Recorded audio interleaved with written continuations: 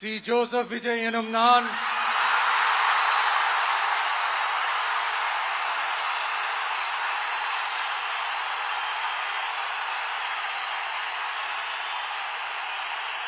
சட்டப்படி அமைக்கப்பெற்ற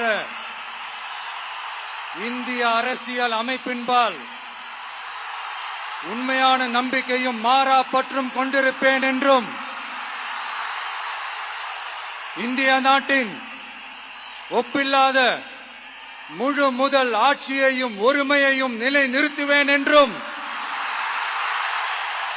தமிழ்நாட்டு அரசின் முதலமைச்சராக உண்மையாகவும் உளச்சான்றின்படியும் என் கடமைகளை நிறைவேற்றுவேன் என்றும்